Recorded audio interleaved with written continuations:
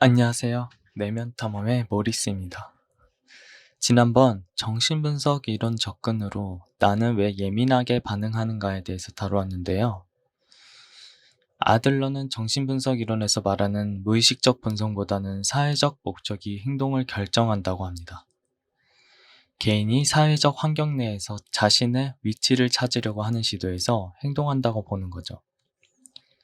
그 과정에서 우리는 삶을 살아가는 용기를 잃기도 하는데요. 좀 더 자세히 이해하기 위해 아들러가 인간을 바라보는 관점 3가지를 먼저 나눠보도록 하겠습니다. 첫 번째, 전체론입니다. 개인을 가족, 학교, 직장과 같은 사회적으로 포함된 맥락 내에서 이해하는 데 있습니다. 예를 들어, 내가 가족 내에서 모든 형제, 자매를 돌보는 역할로 자라났다면 성인이 돼서도 자신을 위한 시간을 사용하는 것을 무시하고 다른 사람들을 돌보는데 대부분의 에너지를 쏟을 수 있습니다. 두 번째, 목적론입니다. 우리가 어디로 가고 있고 무엇을 성취하기 위해 애쓰는지 살펴봄으로써 우리를 가장 잘 이해할 수 있다고 합니다. 삶 속에서 개인의 행동은 스스로 선택한 삶의 목표를 따라갑니다. 세 번째, 현상론입니다. 우리가 경험한 것에 의미 부여를 하는 것이 객관적 현실보다 중요하다는 것입니다. 왜냐하면 인간은 주관적 인식에 따라 행동을 결정하는 창조적 존재이기 때문이죠. 그럼 앞서 언급한 전체론, 목적론, 현상론 3가지를 바탕으로 이야기를 풀어나가겠습니다. 우리는 사회 속에 포함되어 있기 때문에 다른 사람들과 연합하고 싶다는 강한 욕구가 있으며 그렇게 할 때에만 삶의 문제에 직면하고 대처할 때 용기 있게 행동할 수 있다고 말합니다. 그래서 우리가 살아가면서 적어도 3가지 과업을 성공적으로 마스터하려고 노력한다고 보고 있어요. 첫 번째, 친구와 우정을 쌓는 사회적 과업. 두 번째, 사랑하는 대상과 친밀감을 형성하는 연애 또는 결혼 과업. 세 번째, 사회에 공헌하는 직업 과업. 이 3가지 과업은 인간의 삶에 매우 기본적이어서 하나라도 문제가 생기면 심리적 문제의 지표가 된다고 하죠. 예를 들어 누군가는 자신의 가치 대부분이 직장에서의 생산성에 달려있다는 신념을 가지고 있습니다. 그는 일하지 않고 성취하지 않을 때 자신을 좋게 생각하는데 어려움을 겪습니다. 또 다른 누군가는 사랑하는 대상과 내 삶을 꾸려나가는 것이 내 삶의 전부라고 여기기도 하죠.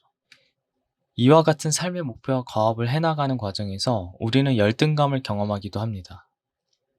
우리가 필요 이상으로 능력 없다는 것을 인식하며 마땅히 있어야 할 것보다 못한 존재라는 생각이 들기도 합니다.